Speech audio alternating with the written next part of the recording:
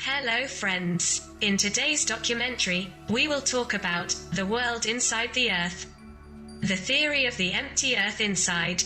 Although there is a very active, flat Earth society, the foundations have not yet been laid for any society of supporters of the empty Earth theory. However, the proponents of the theory of the existence of an underground civilization are quite numerous, having among them some well-placed supporters in the scientific world. We only tell you these speculations by revealing what has been written and what people think about the so-called inner world. A world inside the Earth.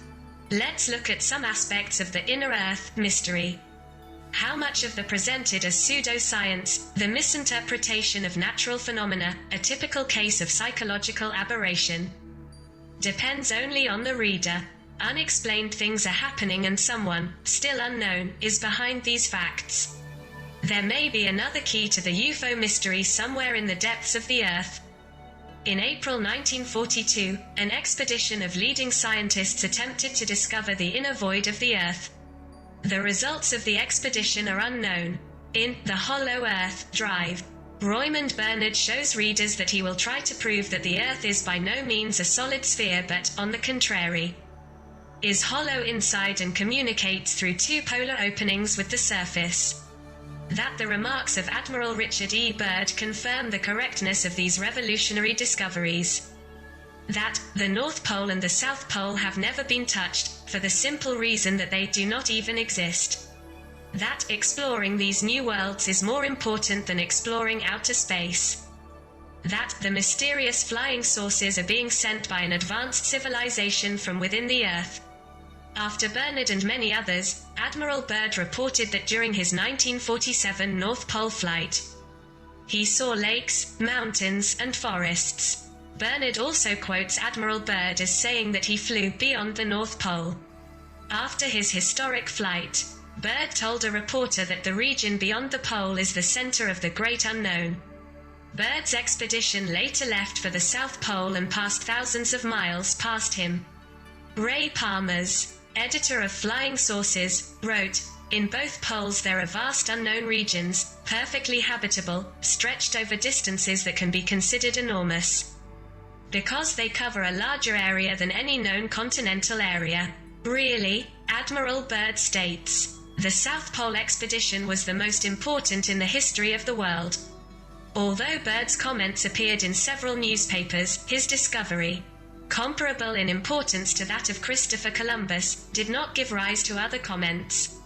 It seems that scientific circles have remained untouched from 1947 to the present. Shortly before his death, Byrd referred to his discovery again.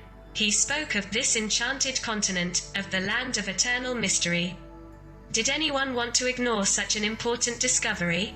Perhaps Admiral Byrd's reports have led to an increase in the number of polar expeditions in recent years. Did Byrd really fly over an unknown region inside the polar cavity? Is the public denied knowledge of the existence of a new stretch of land, or are these statements simply not to be taken seriously? Commercial airlines always fly over the North Pole.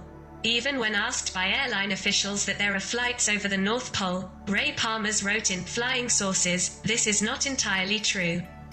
Certain navigation maneuvers make it impossible to fly in a straight line, beyond the pole in any direction. Ask the pilots of these polar flights.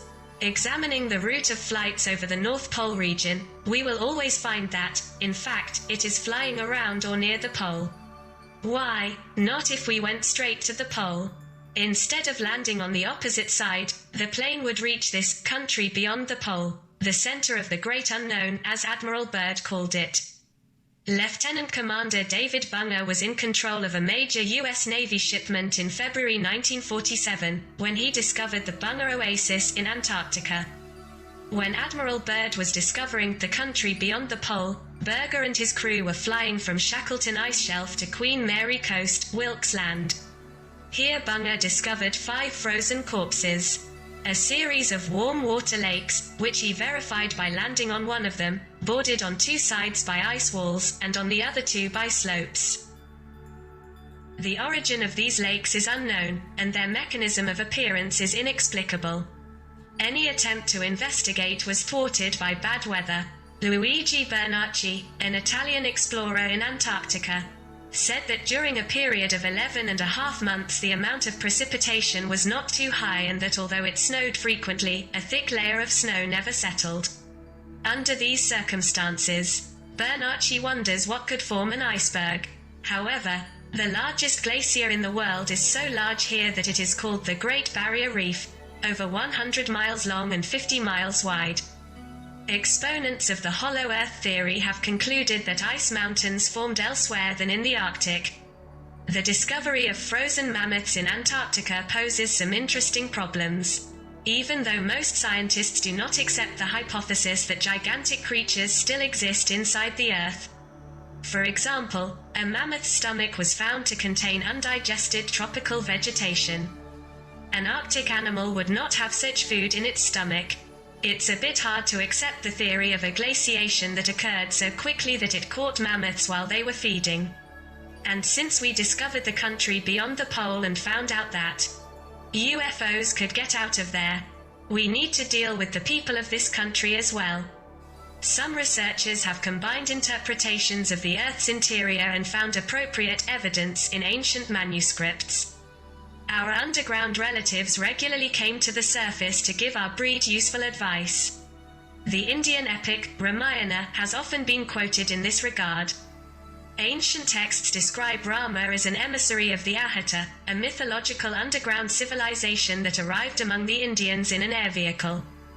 Ramayana describes a flying saucer as detailed as a contemporary witness. Another mysterious prehistoric figure, Quetzalcoatl, the savior of the Mayans and Aztecs, traveled among the Indians of Mexico, Yucatan, and Guatemala in an airship. If one studied the subject of the underworld with some insistence, one would discover a large number of books that attest to the fact that each culture has several legends, which bring into question the ancient inhabitants of the inner earth. These legends regard underground visitors as deities or respect them for their superior wisdom and technology. Ray Palmers, in his capacity as editor of a fiction magazine, received a letter in September 1944 from a certain Richard Shaver. The enigmatic letter, described as madness by the director of the publication, presented the details of a language not to be lost. Intrigued by the results of several experiments with this alphabet, Palmers decided to print the letter in the next issue of Extraordinary Stories, one of the oldest science fiction magazines. The publication of Shaver's letter triggered an avalanche of letters from readers. They all wanted to know where Shaver got the alphabet from. Palmers asked Shaver questions from readers, and he received a 450-page manuscript. Palmers was impressed by the sincere tone of Shaver's manuscript, warning to the man of the future. Here is what Palmers said. I put a white sheet in the typewriter, and using Shaver's strange handwriting as a basis, I wrote a story called, I Remember Lemuria. I only distorted the basic facts of Shaver's manuscript with one exception, and I think I made a serious mistake. That would be more likely for readers. I think all of this happened only in Shaver's mind and not in the cavemen. Palmers published I Remember Lemuria in March 1945's Extraordinary Stories. Palmers sent Shaver a fee for the manuscript, and he was amused when he received a letter from him expressing his desire that the publication be printed in a larger print this month so that the warning can be read. As many people as possible, Shaver wrote that he understood that there were difficulties with the paper, but he would ask for help from the cave people. They, says Shaver, are watching the world from the surface and will ask the directors to get more paper for the March issue. Palmers is convinced he's dealing with a madman. In Hollow Earth, Bernard talks about a photo published in 1960 by the Globe and Mail in Toronto, Canada, which is a beautiful hill. An aviator claims the photo was taken of his plane while flying beyond the North Pole. Ray Palmers, this enthusiastic collector of strange events, gathered some bizarre information, namely, that the ox migrates north in winter. That bears have been seen heading for the northern regions where they could not find any food, that foxes were precisely seen north of the 80th parallel. According to the Palmers, The explorers agree that near the North Pole, a north wind is warming the atmosphere. Coniferous trunks are brought from the north, from a region where there is supposed to be no vegetation. Butterflies and bees have been found in the far north, but never a few miles further south. Unknown varieties of flowers have been discovered, Palmer's writes. Birds resemble snipe, but unlike any other known species, they come from the north and return there. There are rabbits in the region where no vegetation grows, but where it appears brought by the currents from the north. Eskimo tribes that migrated north have left obvious traces during temporary stops, traces that always lead north. Eskimos in the south are talking about tribes living in the far north. The well-known Pollant barrow seagull migrates north in October. Only Admiral Byrd's country could be the cause of these inexplicable facts and migrations. Maybe Palmer's is too optimistic about his own assumptions. Several scholars have compared the Scandinavian legend, The Last Thule, which tells of a distant paradise in the north, with the attractive land inside the earth. Historians once considered Greenland to be a Viking paradise, but they did not know the climate there, which could hardly have qualified the place as a paradise. Ray Palmer's has some notes on the Antarctic and North Pole area. In New Zealand and South America there is an identical fauna and flora, which, if not migrated from one continent to another, could have a common origin to the continent of Antarctica. In 1893 the ship Gladdy, commanded by F.B. Hathfold, was 43 degrees south and 33 degrees west, when it was completely surrounded by icebergs. At this latitude the crew observed an iceberg on which was a large amount of sand and earth, on which was clearly seen a place of refuge in a sheltered corner and the bodies of 5 dead people. The incident has remained unexplained to this day. About these notes of a parallel world inside the Earth. From our point of view, there are some exaggerations of people who do not know the geography of the Earth well and do not understand the idea of satellites and the modern world. A simple satellite video can dismantle anything that was supposed to happen decades ago. If you liked our documentary, don't forget to leave a comment, a like and subscribe. Until next time, I wish you a wonderful day.